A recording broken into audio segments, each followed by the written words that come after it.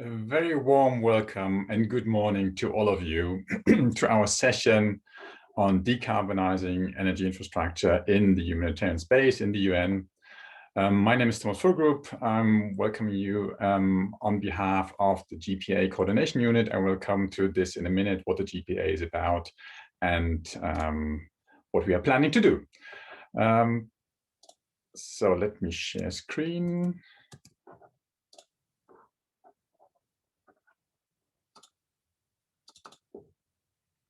Can you see my slides? Yes, Thomas. Perfect. Thank you very much. Okay, how to ensure long-term activities in short-term funding. We could have also said how to get rid of dirty diesel in the humanitarian space. That would be a bit more populistic, but probably that's what it's all about in this session today. And just to kick it off and have a quick housekeeping announcement, please introduce yourself in the chat. We are expecting more than 100 people on the call, so we won't have time to do a roll call. So please add your contact details or whatever you want to present in the chat. And also over the course of the meeting, please ask your questions in the chat, post your questions in the chat. We will try to answer them in writing. And also we have some Q&A sessions inserted in the agenda. To the agenda. So I will give you a brief introduction to the topic, and then we have three distinguished speakers today. First is Satish Soniati from UNDP Green Energy Team. He will introduce the 7-step model from UNDP, which basically allows all UN agencies, but also any other partner to develop business models to go green and to reduce their energy consumption. Then we'll hand over to Mark Gibson, my colleague from the GPA Coordination Unit. He will introduce our work over the past a year and a half, 2 years, where we developed a framework to replace the existing diesel-powered infrastructure, together with many partners. Many of you are also on the call today: UNDP, UNHCR, IOM, and many others. And Mark will introduce this topic. And the third speaker today will be Dominic Grace, Chief of Global Mobility and Infrastructure Services of UNHCR, and he will introduce and he will provide you with some details how UNHCR is going green. So without further ado, we can go into the details. And I just want to give you a very brief overview of what the GPA is about. The GPA stands for Global Platform for Action on Sustainable Energy Solutions in Displacement Settings, or in short, GPA. And the idea is really to have a global platform for everybody who is engaged in this topic and want to achieve SDG 7 in displacement settings. And for those of you who are not familiar with SDG 7, it has 3 components. One is providing energy access, including also clean cooking solutions to the people. The second one is increasing the uptake of renewable energy solutions. And the third one is increasing energy efficiency in our case, in displacement settings. And as you can see, we have a secretariat, we have plenty of task forces, we have a steering group, which is comprised of the organizations below, so the who's who in the humanitarian space. And we also have together with UNHCR, we are running the so-called Clean Energy Challenge, which is in turn has a much broader audience, including also member states, companies, academia, and many other partners. And also, in addition, we are running an implementer network. Actually, we will introduce this tomorrow, and if you're not registered for the meeting tomorrow, maybe Sadiq can post the link in the chat as well if you're interested to learn more about the GPA and clean energy solutions in displacement settings. But what are we talking about today? And a picture tells more than 1,000 words. We want to go from left, from dirty diesel, to right, to shiny solar. That's the purpose. And just to give you the magnitude of the challenge here, As far as I know, at least only UNHCR is running 4,000 diesel generators globally. And so it is really about time, and we will come back to the arguments in a minute. It's about time to replace these. So why is this important? First of all, I think everyone can agree climate is the most important challenge of our times. Once COVID is over, this will be the next big challenge for all of us. And we think the UN has a moral obligation. We have this do no harm principle in the humanitarian space, and we must be seen as the leader. We cannot just talk about this. We have to be on the forefront to replace diesel-powered infrastructure. The second one is obviously the economic argument. And every time we switch on a generator, we burn money. We are wasting money, we are burning the diesel, and then the money's gone. And we have to make sure that we provide the best service to our customers and also to our donors, and in the most efficient way. And we can turn the diesel-powered infrastructure into solar, and this is what we are talking about today. We see some anecdotal evidence that 20 to 40% of savings are possible, depending how you structure this, how smart you design your process. But you will see, and you will hear about this today quite a lot. Obviously, linked to the first one is also the overarching environmental performance, so reducing carbon footprint, but also polluting, but also the leakages of diesel and oil of this is also polluting the ground. So there are a number of arguments here as well. And finally, this also has a great opportunity for local job production, to bringing in the private sector into the humanitarian space, which is always a bit challenging, as we all know. And also, we have to avoid that we are part of conflicts. Very often, we see the diesel supply chain is controlled by conflict actors. And if the UN is buying the diesel from these actors, we are part of this conflict setting, and we should avoid this. And just the final slide from my side within the introduction, as I mentioned already, we're talking about thousands of diesel generators.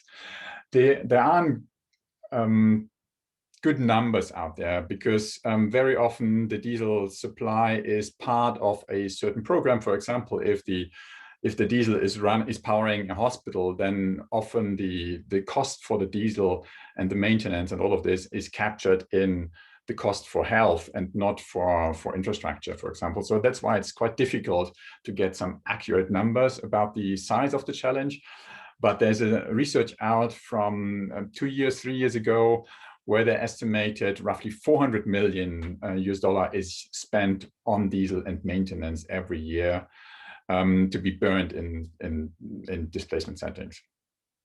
And that would equal to approximately 1 million tons of CO2 per year. So this is a significant challenge, and we have all kinds of issues here. And one key issue is obviously the short-term thinking and short-term project cycle within the UN and within the humanitarian space. And that's a challenge for an energy program, which is per se longer-term oriented. And so I'm very happy to have this session today to give you an overview of what we've done. And without further ado, I would like to introduce my first speaker, Shatisio Niati. I already mentioned his title, and Shatisio has prepared his own slides, and he will pull it up in a minute. So Shatisio, floor is yours.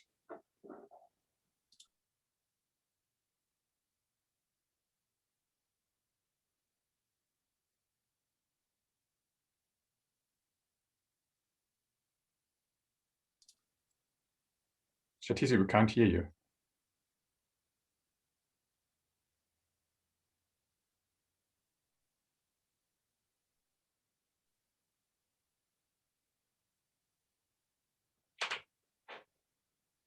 No.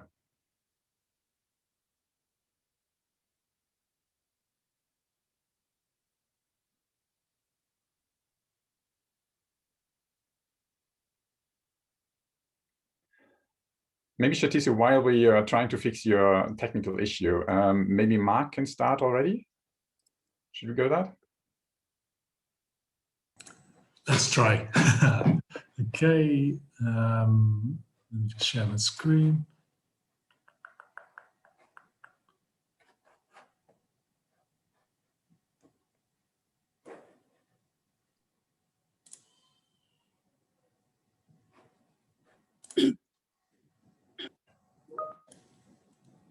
I hope you can hear me now. Now it's working. Okay, sorry about that. I'll try to share my screen. Tell me if you can see it. Yes, it's working. Okay, thank you. Thank you very much. Thank you. I'll start my. Okay. Good morning and good afternoon and evening to everyone. And maybe just to start off, I should start by a preamble to say, for those who have seen this before, apologies in advance, but I should mention that we always improve on our processes. So I'll just go through our presentation as quick as I can. First of all, just to share with you the vision that we have. It's really to create smart facilities, and the aim here is twofold, I should say. It's for us to be able, using these projects that we are rolling out for energy, to be able to build local capacity in countries where we have presence or where we are doing the projects themselves, and also to build showcases that even the local people, the local community can copy and adopt the same technologies. And moving on, this is just to mention that we had an assessment from the Joint Inspection Unit of the United Nations. They looked at our process that we are using to roll out our projects, and actually they endorsed it, and they are recommending it actually for wider adoption. So it's a process that has been tested quite a bit and scrutinized by different people to endorse it to the level that it's recommended for everyone. This slide is basically just to give you an overview of the architecture that we work under. Green energy is one of the quadrants that we have in the whole model of what we call the smart facilities. So this is our vision, and this is the approach that we have for all the projects, basically, I should say, especially to do with energy, because energy constitutes the bigger part of the whole system. The 7-step process itself, which is the core of what we want to present here, is it's a process that we have developed over quite a long time.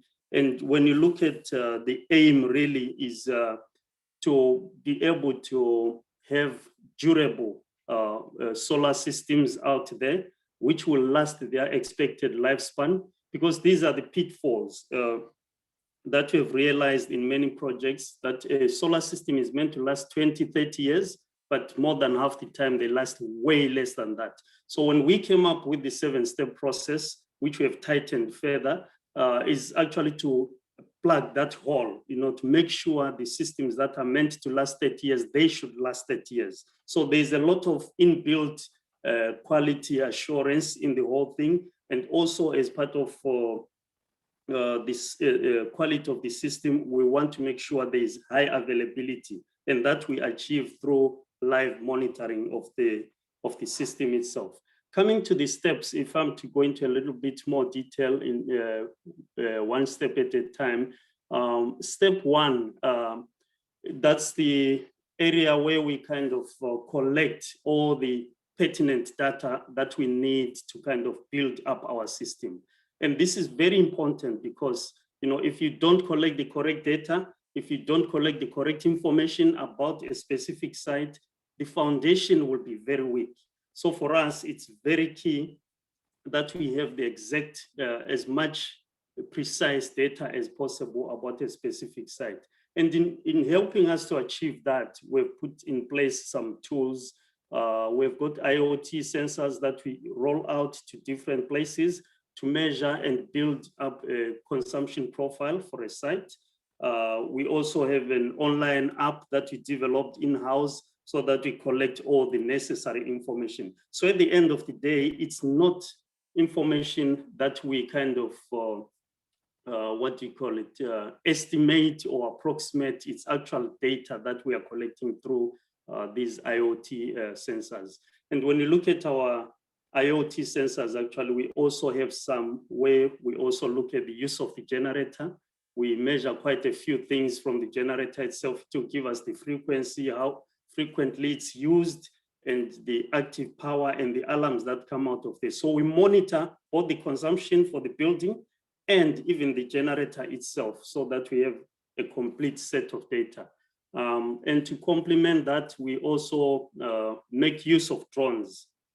Because when you come to these projects, it's important really to have the aerial view of the site where you want to install. You know, it helps us to see the orientation of the building, to see even the area that's available, that's usable for us. So we collect all that data in what we call step one. And like I said, it's very important to collect the correct data. That's why the bulk of the work really for us is in step 1, 2, 3. The rest is relatively quicker and easier. Coming to step number 2, this is where now we bring all that data that we have collected in step 1. We consolidate the data, we run some simulations, we run some analysis of the data, and then using even the picture that we get from our drone, you can see on the right of the slide, we kind of, we use the tools that are commonly used by many, I guess, OMA and PVSol, and then we do shading analysis. After shading analysis, so that we make sure there is no shading on the panels, because once you have a shadow on a panel, then it affects the performance of the system. So we use the simulation to check the shading analysis and also to virtually place the panels exactly where they should be on the real picture. So we do all that and present it to the decision makers to say, this is how your system will relatively look like, and this is what it is going to produce. So when you look at the business case itself, it's going to give you the critical information that you need for decision making. And what is that information? It's both the technical information, like how big the system will be in terms of kilowatt peak, how many kilowatt hours you'll have, and that kind of information.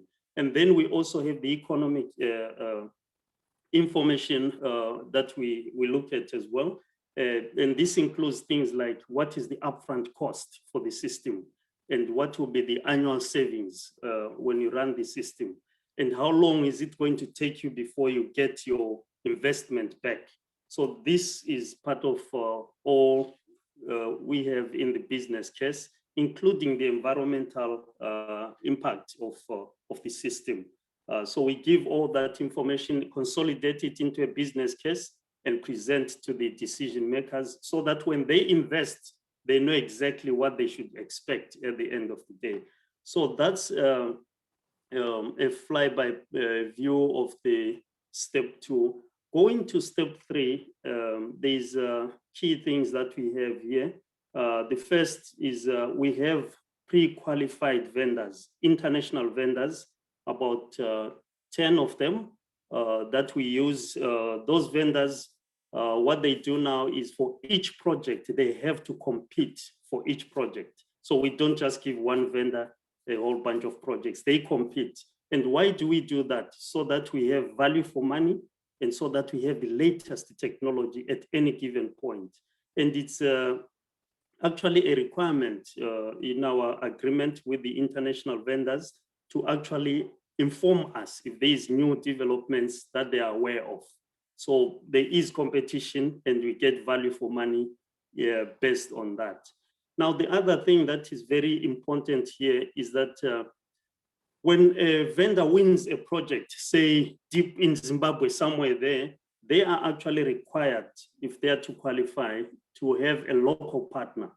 And the thing is, we need to build capacity, like I said in our vision. So for us to achieve that capacity building, we require the international vendor to have a local partner in country or at West within the region. someone who can be physically on site in a short space of time.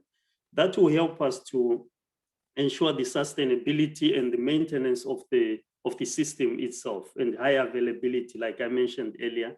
So when we have someone on the ground, the international partner works with the local partner to make sure the system is working. And at the end of the day, they've kind of built the capacity within the country. So those are the key things that we'll be looking at as we go through the process.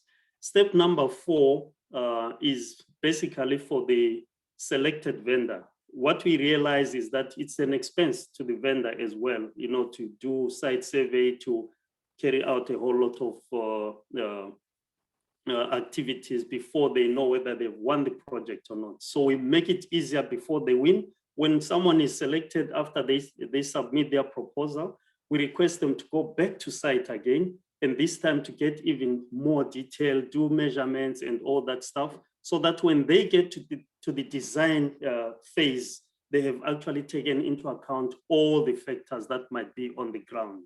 And when it comes to the design, that's our step number 5 now. The vendor, having collected more information on top of what we have provided ourselves and what they've seen when they did the first site visit, they go back, step number 4, collect more detail, and then they can factor all that into the design itself. So step number 5 is basically to do the final design after collecting all the information and after having seen the site once or twice. That's step number 5. One key thing that I want to draw attention to when it comes to step number 5 is we also require, as part of quality assurance, that the vendor, the international vendor, gets a letter of endorsement from the manufacturer of the equipment. In this case here, I'm just showing you SMA. That's an example of an endorsement letter from SMA. So what they do, they design the system and then they submit their design to SMA to say, this is a system we want to roll out. Is there anything that is out of place which is not compatible with the way SMA works? And if SMA is satisfied, they have to provide a letter of endorsement to say we endorse this is in line with our equipment. And we also, within UNDP, have got a lot of engineers that we are working with. We look at that system and just to be sure everything is in place.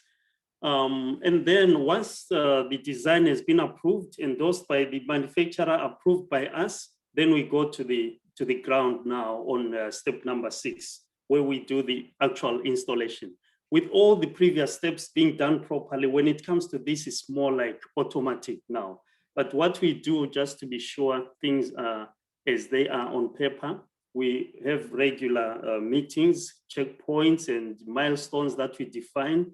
And we have a common shared space with the vendor, with the client, and ourselves in the green energy team, so that everyone is on the same page at any given point.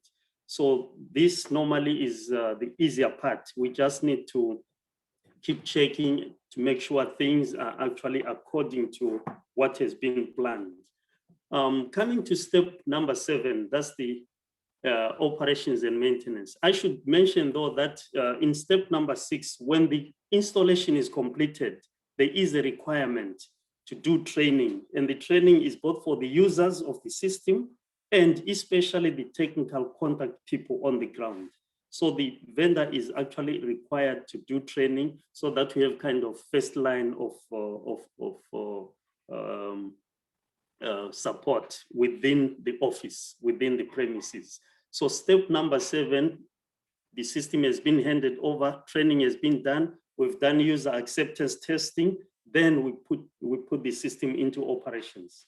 When it gets into operations and maintenance, we do live monitoring, both the vendor themselves and ourselves within UNDP. And why we do that? So that we are proactive. Some of the problems, we can preempt them and resolve them before they affect the system. The requirement here is that the vendor that puts the system in place has to maintain the system for at least 3 years. It's up to the client how long they want, but we've put a minimum of 3 years and above. So for those 3 years, they will make sure the system is working. They will make sure they monitor the system and they resolve whatever problems are there. And we actually follow up on that, and we make sure they stick to the schedule. And as part of our services in this one, we produce biannual reports where we do a summary. For the last 6 months, this is how the system has been performing. This is how much it has produced. This is how much savings it has achieved. So that is the final step in terms of the 7-step process. And just to share with you, besides just solar energy, we also have a few other services that we roll out as part of our green energy solutions. I think with that, I will stop there, hoping I wasn't too fast or... No, thank you, Shathiso. I think that was right. Thank you very much. I think the audience got a good impression that this is, we're working with UNDP now and Shathiso and his team for 2 years. And I think the audience got the impression that this is a very elaborated and high quality full service package, basically everybody can use. And there are a few questions already in the chat, and maybe Shathiso can answer them while we see also the other presentations. Maybe just one comment or one question from Benedetta, and maybe Shathiso, you can go into this a little bit. Did you see already some growth in local value chains on renewable energy through your services? Yes, I mean, a typical example for us would be South Sudan. You know, we installed a system in South Sudan. If I'm getting the question right, Mark, Thomas, if I'm wrong, correct me. I mean, we have installed a system, but now it's everywhere. The government has got a whole bunch of projects for us. As we speak now, I think the major 2 projects that I can think of, one is the university in the Upper Nile region. We are actually solarizing the university, which they want to open soon. And it's in the middle of installation as we speak.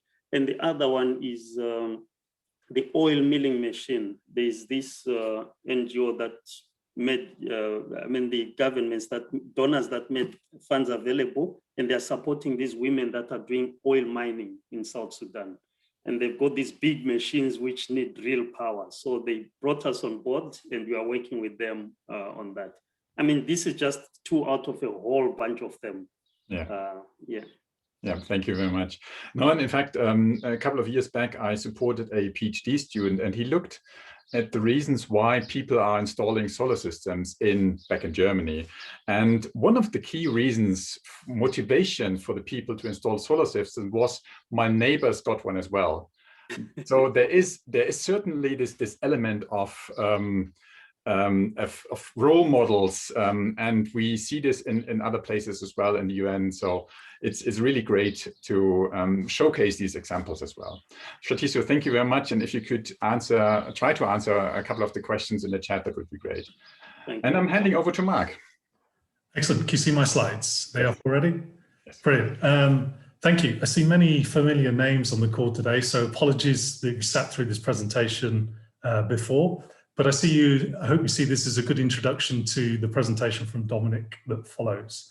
If you haven't seen this presentation before, apologies. This is nearly 2 years worth of work condensed into 6 or 7 slides. So please, if you have any questions, do put them in the chat and we will try and answer those after. So let me just go on to the next slide. So if we've got all these arguments to change to solar, and we've got this excellent process to deliver transition from diesel to solar, why isn't it happening? Well, there's a couple of reasons here. First, it's the high capital costs for renewable systems. A lot of humanitarian organizations don't have that upfront cost to purchase the system. There's also a lack of interest from donors. And when I mean lack of interest, I mean financial interest. A lot of them are already providing unearmarked funds to humanitarian organizations, and they expect us to use that money efficiently. So if they know that solar is cheaper, they'd like to see us transition to those resources. in an efficient manner, and therefore not providing the sort of upfront capital costs that are required. And the annual budgeting cycles that many of us face and the existing procurement processes favour the status quo. So we just continue in purchasing generators and diesels as we go on. However, back in 2019, seems such a long time ago now, we hosted a number of separate workshops where we engaged with the UN, with international NGOs and private sector separately to discuss why we weren't transitioning, to understand where people could speak in an open forum, understand their own concerns, and actually come up with solutions. And thankfully, all the parties came up with the same solution: is why aren't we buying energy as a service? It seems to be the best way forward. But let's take a step back. What do we mean by this? Well, if we take a look at our existing model, we tend to get money from a donor and we purchase the solar system, and then we get free electricity. Great. Just one word of caution, and as Shatitho mentioned, there's this whole issue about quality, but quality also comes in maintenance as well. We need to make sure that that system is well maintained to give it long life, and therefore it's not always free. We should look at some sort of third party, some specialist that's maintaining that. So that's the system that we've been tending to work towards. And as I say, if we're not getting the donor money to do it, the whole chain breaks down. So what is this new model that we're talking about? Well, essentially, what we're actually saying is that a solar company, an energy service provider, gets financed on the back of a contract to the UN to purchase all the necessary equipment and install it where it is needed. And that company also maintains it. So we don't need to worry about the maintenance of the system. We just have a long-term contract with the energy service provider and pay for the electricity. So it's as you and I do at home. We don't worry about where the electricity comes from. We just pay our monthly bills. And this is exactly the sort of service that we're looking for. But it's that long-term contract between the UN and the energy provider that allows this to happen, because it's that gets the sort of financial incentives to the private sector to be able to deliver that. And what are the advantages of this? Well, we're actually, transferring the risks and responsibilities to the energy provider. We as a UN don't need to be too concerned about that. We don't need to finance the capital costs. Just by having that contract, as I mentioned, the energy provider can get private finance to deliver it. The system warranties and guarantees are all provided by the energy provider. And we're actually accessing their know-how and experience. So we don't need deep specialists on this topic in every operation to deliver that. There is a disadvantage in that a number of the system requirements that we have as the humanitarian organizations are small offices in remote locations. And of course, there's little interest for private sector to do these standalone services. So there is a need to look at how we can bundle these projects together to make them more interesting for the private sector. But excellent, so we have this solution again, but why hasn't it worked? Why are we stalling? What's the issue behind this? And again, this came from the series of workshops that we handled with. Essentially, the UN and the private sector speak different languages. We have different risk profiles. When a humanitarian situation arises, the humanitarians, the UN runs in. A lot of the private sector move out. So that just understands the difference in the way that we work and think. And that transfers to the actual contractual negotiations themselves. They can be long, difficult, and just a different understanding of where the risks lie. So along this work, we worked with a number of partners, GIZ and a German law firm, BBH, to actually set out a sort of shopping list of contractual terms. And when we share this slide presentation at the end, you can actually see links to that report. And it's, as I say, it's a list of all the sort of touch points where the UN and the private sector could have some differing understandings of risks, and actually identifies potential options that can be chosen to go around those. But a word of caution, as I say, this is a shopping list. It still needs to be refined to a specific location and a specific de-risking mechanism. It's the starting place to where to go. And as that, all those that you've worked with UN, and long-term contracts, we have this sort of standard termination clause where we can write to a long-term supplier and say, you know, on receipt of this letter, that's it, we don't need your services anymore for the next from 30 days hence. And, you know, that's great. It protects us in terms of if we need to exit a country or situation quite quickly. But essentially, as I said, the whole basis for leasing agreements, PPA, is based on that long-term contract. So when they take this long-term contract to a private finance setting, to a private finance organization to provide the funding to build this system, they see this contractual clause and say, well, you know, there's a contractual risk here. At any moment, this contract could be cancelled. This could be within the first year. And we need 5 years of this contract to be able to pay back what's already been loaned and start making profit. So this whole contractual clause has a sort of reduces the interest from the private sector to enter this space. And where they do, we do see that there's a cost increase on the unit cost per electricity, because that risk has to be covered somewhere. And also it's reducing the amount of competition. Therefore, we pay more for our electricity. And as you see, there's a whole report on that. And again, there's a link on the slides that can take you to that piece. But how could it work? There are a number of options that could potentially work, but the one that we've been working on is like a two-phased approach. Essentially, where there be this universal pot of money that could be drawn down and underwrite leasing agreements and PPAs.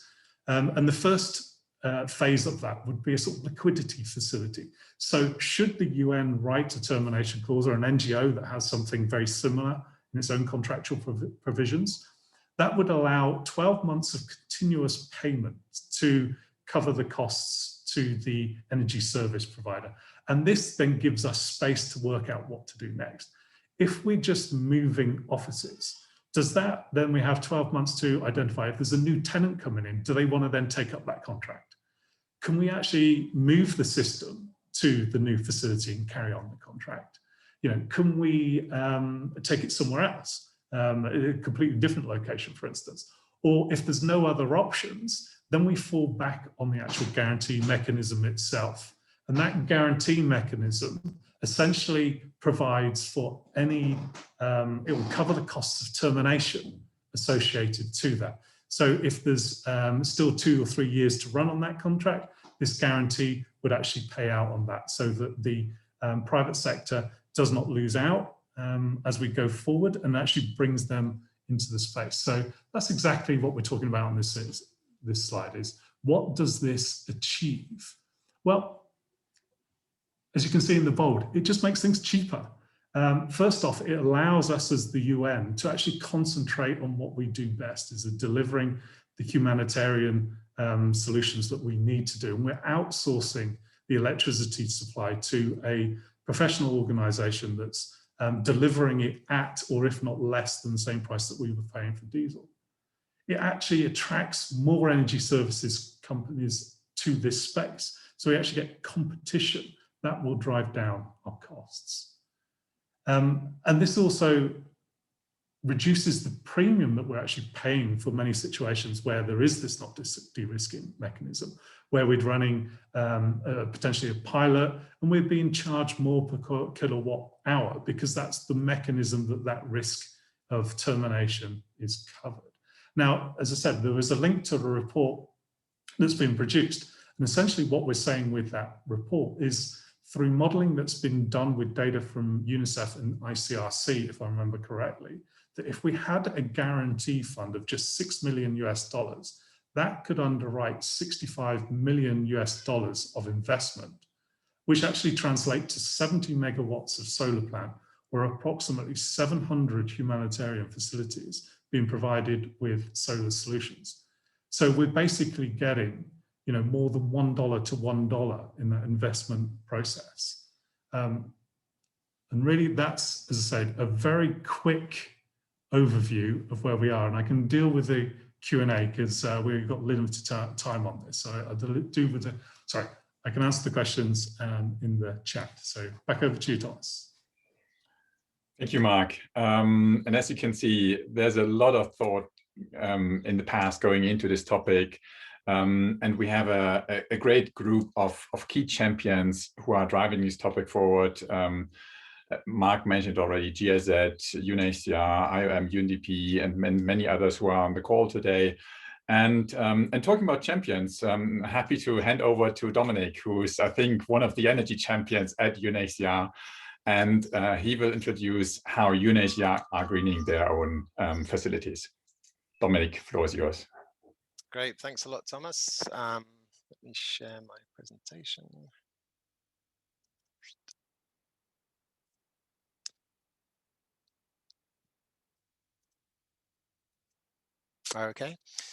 Okay, so just a small caveat, which is I've been in this role now for 9 months, so it's relatively new to me. And we only recently sort of inherited the Greening the Blue initiative. I'm going to give you a quick overview of what UNHCR is doing in that space, and I think it actually somehow, ties together both, what the UNDP is doing and also what Mark spoke about power purchase agreements and guarantees and de-risking for commercial providers. So this is UNHCR's overall framework for climate action. Pillar 1 is very much related to law and policy. This is about climate refugees, and working with national governments, etc., on law and policy. The second pillar of our climate action framework relates to operations. So by operations in UNHCR, we're talking actually about typically refugee camps, people of concern. And what pillar 2 focuses on is things like solarizing the boreholes, keeping track of water, trucks and pumps, etc., and clean cooking. So that's things related specifically to typically to some of the very large refugee camps that we have.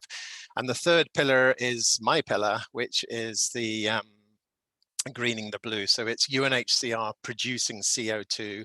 And as you see from this diagram, 61% of this comes from our infrastructure, our buildings. UNHCR has an incredibly large number of buildings, over 550 buildings, all obviously pumping out some levels of CO2.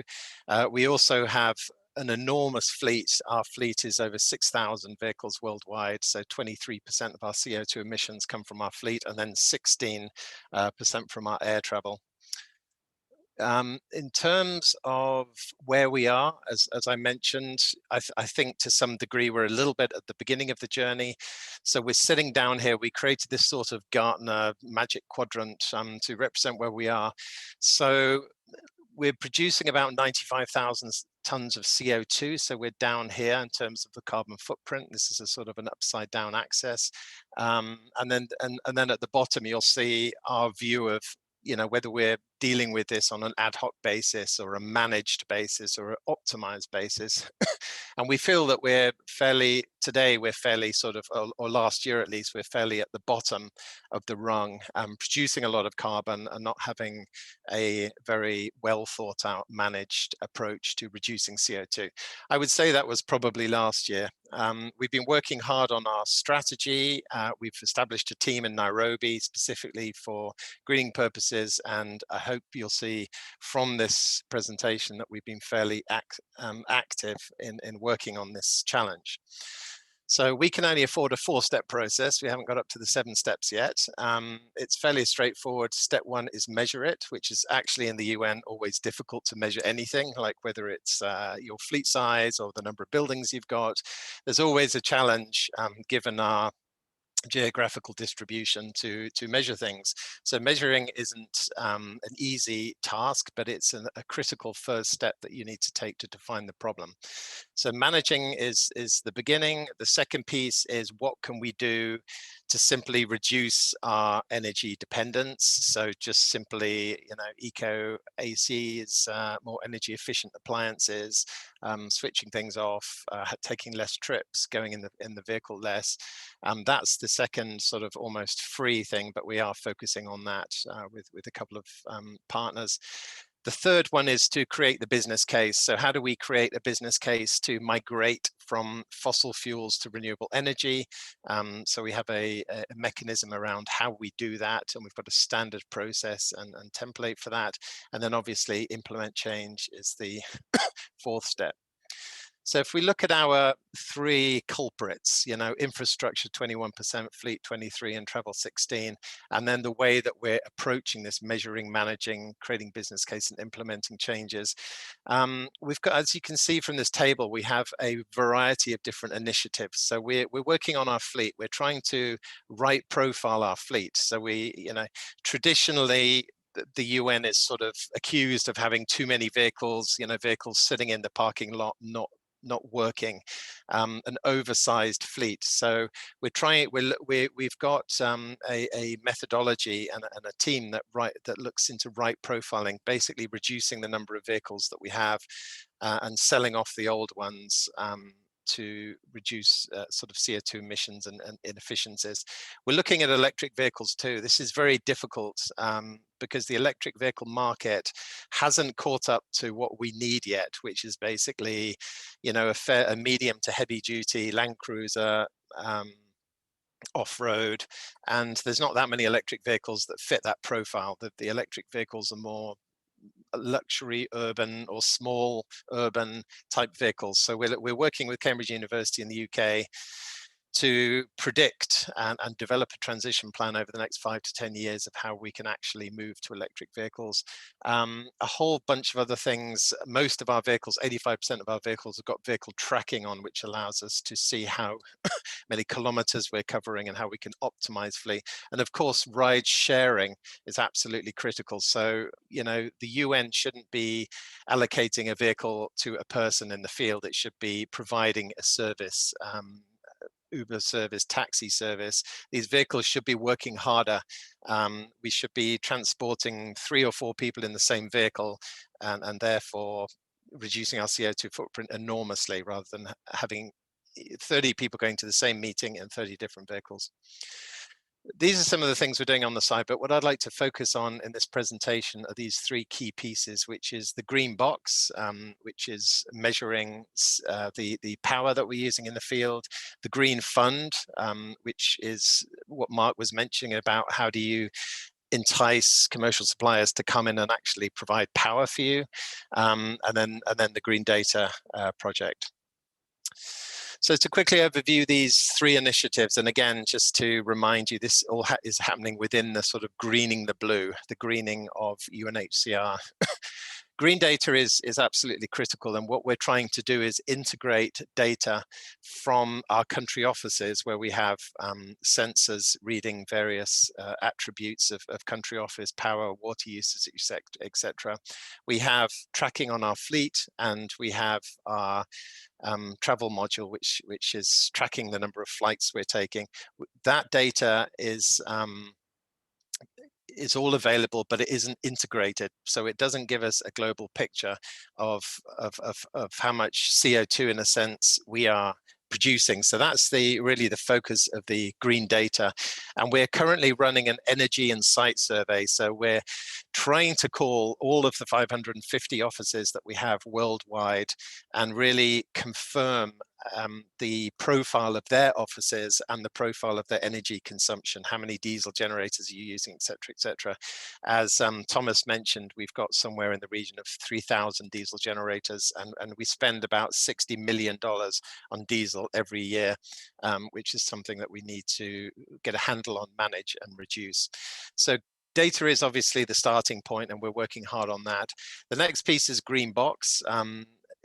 Almost identical to the first part of UNDP's presentation, in the sense that we have these energy clips. We send them to country offices and we get them to manage the power.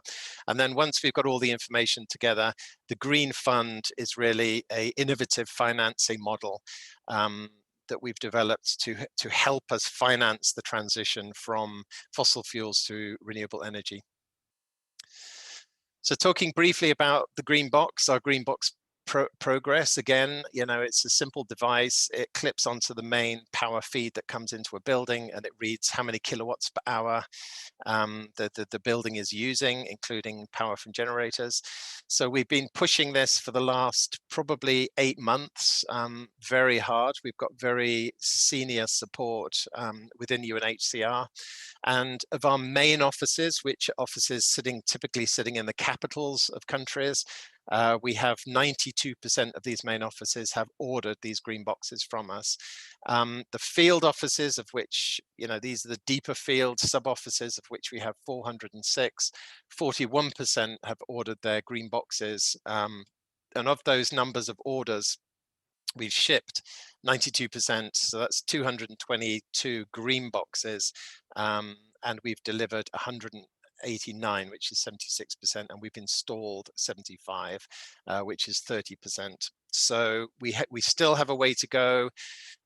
Always difficult to particularly reach the deep fields, particularly with an ask, which is receive this green box, clip it on, and then we can start actually measuring the power that you're using, and then we can come up with an effective strategy. Always difficult, but you know, we're making solid progress on this, and have, as I mentioned, critical, you know, sort of senior support, etc. This data is represented on various dashboards that help us keep track, and it helps us keep track of each country. This is the PowerBI dashboard, and it helps us to keep track of how many offices have signed up, ordered, been delivered, and then installed.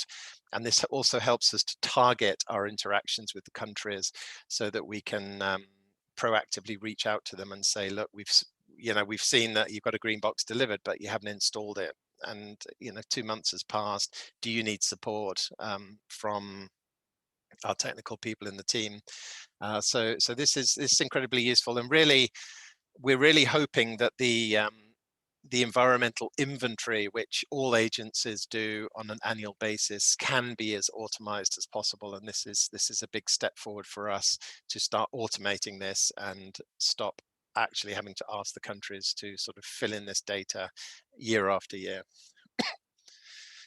So I just wanted to briefly say, this isn't on the slide, but the way we view it is that there's three broad ways of moving facilities or offices from fossil fuels to renewable energy. The first way is the easiest way and the best way, which is that you may not realize, but you're actually already sitting on a green grid.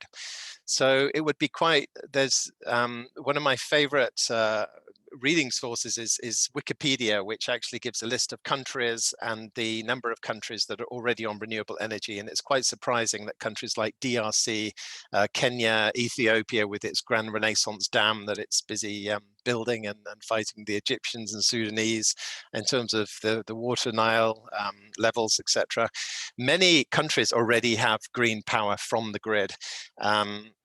So if a country can just realize that it's already running on green energy, great, we tick it off from our 550 offices that we have to deal with.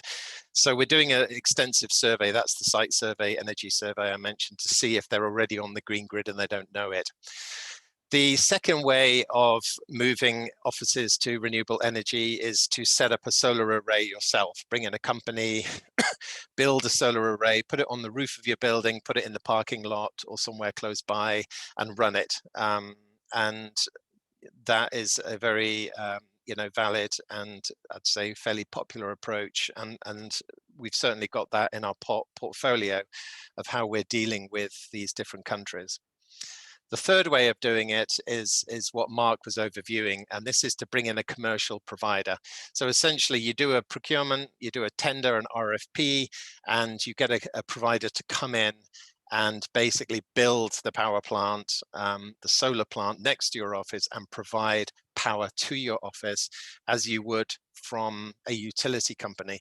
This is probably the hardest way of dealing with the transition to renewable energy, but it's very robust. So this is what we are doing when we talk about the Green Fund. The Green Fund has, UNHCR's got, as I mentioned, many generators. Diesel is financially more expensive than solar. And to solarize office by office would take a long time and require a large upfront capital outlay. So what we're doing with the Green Fund, which is innovative finance, is we've set up a pilot in Ethiopia, Kenya, and Uganda with 10 potential sites. We've received funding from CEDA and also more recently from the Germans. And we are essentially doing a tender for companies to come in and set up solar plants. The impact is carbon savings of between 50 and 300 tons of carbon for most field locations, but up to 1,000 tons for the larger sub-offices. And we're expecting recurring annual savings of something like 35%. Last slide, proposed solar contract design. So as Mark mentioned, what this Green Fund really does, which is currently $4 million sitting there as a fund, is it de-risks the proposition for a commercial provider. So if you're a commercial provider and you suddenly get, a invitation from UNHCR to set up, to invest in infrastructure, in Kenya, in their Dadaab refugee camp, and start providing power for them, you will be simultaneously excited and scared. Excited because it's a massive opportunity to scale up and provide support to many, UN operations around the world, but scared because the UN has got a habit sometimes of not paying its bills, sometimes of just disappearing, closing down offices, or getting PNG'd by the government, et cetera, So it's a risky proposition to invest in an infrastructure which is expected to be there for decades, but not have that long-term financial sort of de-risking mechanism. And that's really what the Green Fund is. So for our specific Green Fund, we're looking at 10-year contracts. The technology we will be buying is a combination of solar battery grid, as offered in a sense by the commercial companies. Again, it's a commercial tender, so they get to propose what the best combination is site by site. And it's been designed so that the annual energy cost will be either equal or less than what they currently spend on diesel. So if you're sitting in the Dadaab office, and you're spending $1 million on diesel a year, the company that will come in and provide renewable energy to that same building will have to come in with a price which is lower, equal or lower to what you're currently paying for the diesel and the generator and the diesel. So that's generally the approach. What happens if something breaks, and it always breaks? It's okay to have a diesel backup generator. We can't go 100% renewable because things happen, things break down.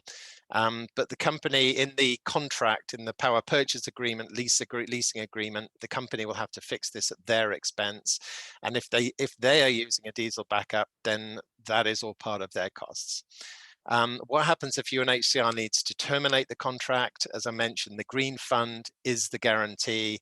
We will pay the company a termination fee, which is equivalent to the net present value of the remaining capacity payments. So it will be a significant fee. It will be a kind of, in a difficult situation, it will be a win-win in a sense for both parties. And it will help us to attract more competition and more commercial companies to come in and be power providers. So last thing, this initiative, the Green Fund initiative, is, I'm going to just skip that slide because we're short on time. The Green Fund initiative is a learning curve for us.